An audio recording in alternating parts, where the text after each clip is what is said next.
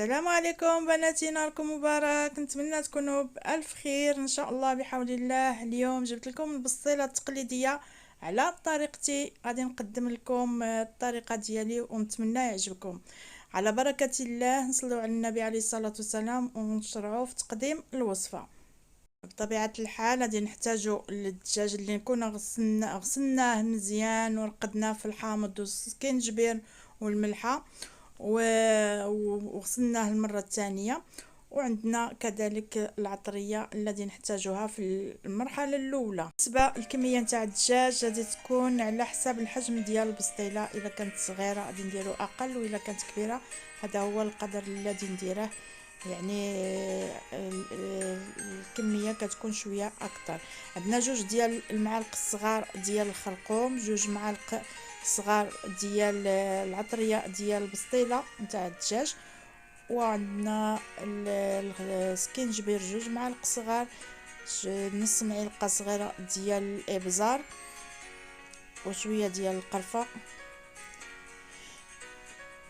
وهنايا عندنا شويه سنينات نتاع الثوم وشويه د الملحه. ما نكتروش الملحه باش ما تجيش مالحه كتر. هنا كاس نتاع الماء درت فيه الزعفران الحر حتى طلق وضفته. بالنسبه للسمن والزيت حتى المرحله من بعد. غادي نخلطوا المقادير ديالنا وغادي نشرملوا فيهم الدجاج ديالنا كامل. الا كان عندكم الوقت غادي تخليوه الليله كامله، والا ما كانش على الاقل واحد جوج سوايع حتى يتشرب العطريه اللي درناها فيه.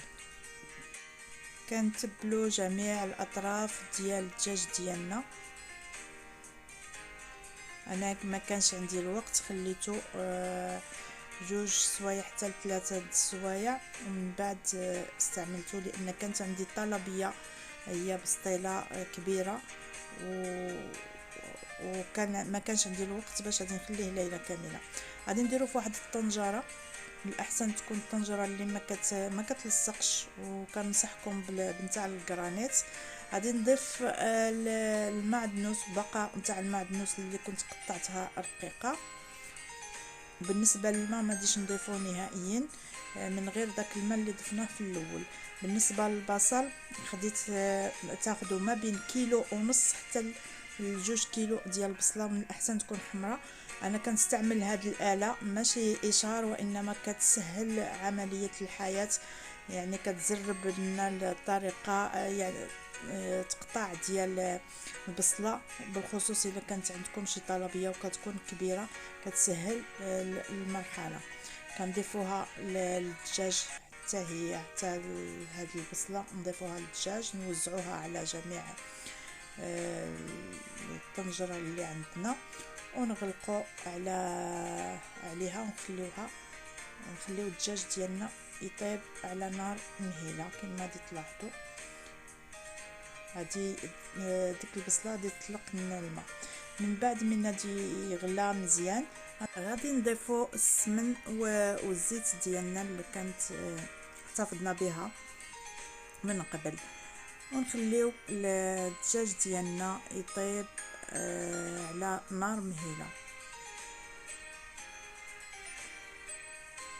من بعد غادي من يطيب الدجاج ديالنا غادي نحيدوه، نصفيو الدجاج وغادي نفتوه، يعني نحيدو العظم على الحيمه، ناخذوا ديك الحيمه ديالو نفتوها طريفات ما يكونوش رقاق وما يكونوش اغلظ، ونخليو المريقه ديالنا توقف. كنخليو المريقه حتى توقف نهائيا ما يبقاش فيها الماء، ونضيفو 10 ديال البيضات اللي نكونوا ضربناهم. كنضيفو ما بين 10 حتى 12 البيضه. انا ضفت هنايا 10 د البيضات، وكنحركو مزيان، ما نخليوش البيض يطيب دقه واحده، يعني حتى نخلطوه مع ديك المرقه حتى يطيب موحد مع المرقه مع الخلط حتى تشرب لنا ديك المريقه كامل من الماء اللي فيها، يبقى غير الزويته اللي ضفناها كما كتلاحظوا. وعلى فكره الطنجره ديال الجرانيت كتساعد بزاف في الطياب. في الاخر غادي نضيف شويه ديال العسل مع شويه ديال القرفه، ومن الاحسن يكون العسل ما غاديش نقول حره ولكن تكون من ممتازه، واللي بغى الحره ضروري ما غادي نضيفوها له، ولكن بالنسبه للثمن غادي يكون شويه بزياده. تنصفيو هذا الخليط وكنحصلوا على واحد الخليط ناشف، يعني كتبقى غير الزويته لتحت، يعني ما فيهاش كاع الماء نهائيا. وكذلك عندنا اللوز اللي حمرته في الزيت وهرمشته غلاد وضفت له شويه د القرفه وخليته جانبا. من جهه اخرى غادي ناخذوا الاناء اللي غادي نخلطوا فيه البسطيله ديالنا. عندي الدجاج اللي قلعت له العظام والجلده، عندي هنايا فوق من 2 كيلو. وغادي نضيف الخليط ديال البصله والبيض، وغادي نضيف 400 غرام ديال اللوز اللي محمر ومع شويه ديال القرفه ومهرمش، شويه ديال المسكه الحره مع شويه ديال السكر مدقوقه، وكنخلط الكل جيدا. انا هذه هي الطريقه ديالي، كنفضل هذه الطريقه كتجي احسن من الطبقات، حتى الكليان ديالي كتعجبهم هذه الطريقه. من بعد غادي نضيفو شويه ديال القرفه ضروري، لان القرفه ضروريه في البسطيله الحلوه.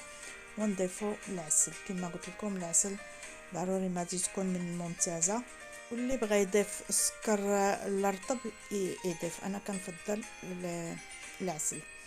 كناخذ الصينيه ديالي كندهنها مزيان بالزبده، ومن بعد كناخذ زويته، هاد الزويته اللي حمرت فيها اللوز كناخذها، كناخذ الورقه ديالي وكندهن بها هاد الزيت، ندهن بها جميع الورقه مزيان من كل النواحي. انا كنستعمل الزيت كتجيني احسن من الزبده.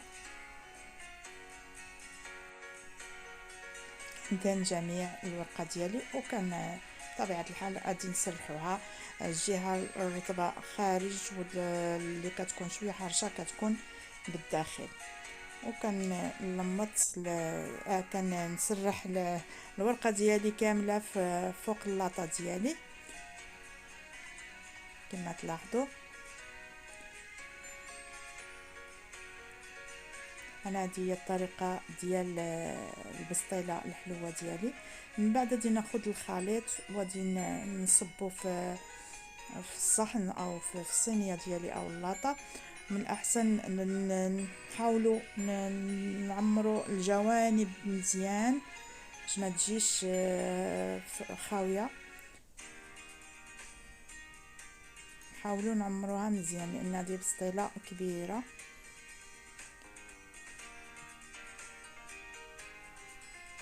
على الاقل يكون عندنا 2 كيلو ما فوق ديال الدجاج بلا عظم بلا جلده بلا حتى شي حاجه، عاد كنضيفوا له اللوز ونضيفوا له المسائل الثانيه باش تجي البسطيله عامره مزيان.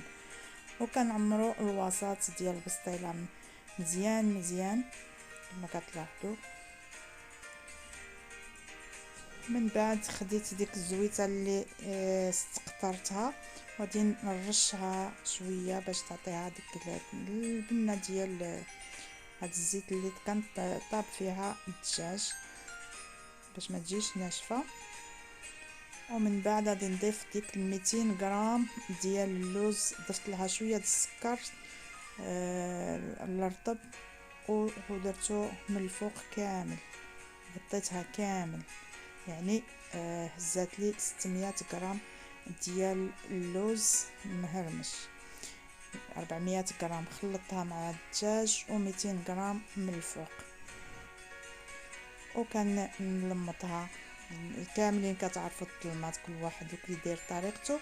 كندهنها مزيان بالزيت وكنتكها بواحد القطيب باش ما تنفخش وتهرس لنا. الطريقه ضروريه قبل ما ندخلوها للفرن. ومن بعد ندخلوها للفرن طيب عادي طيب مزيان تحمر كما كتلاحظوا. ويجي دور التزيين كل وحده وعلى حساب الذوق ديالها. انا دهنتها بالعسل من الفوق مزيان كل الجوانب، دائما العسل تكون من ممتازه.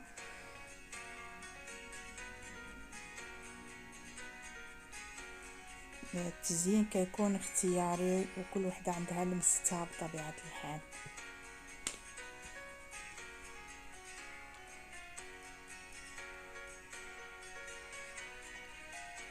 وزينتها من الفوق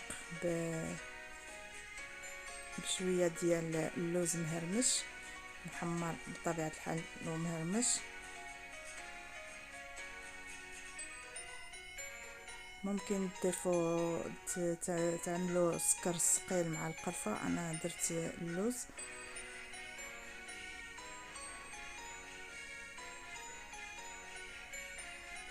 لوز مهرمش مع اللوز ايفيلي محمر وبريوات صغار ديال اللوز.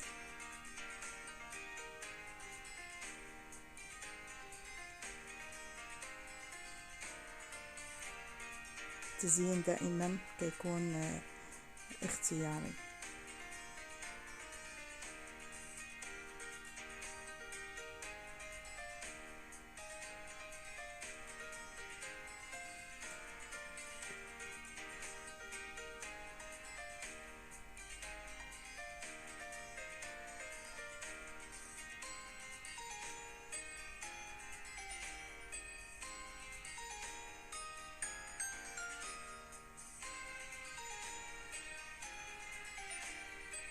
وهذا هو الطبق ديالنا، زينته بالوريضات من الفوق.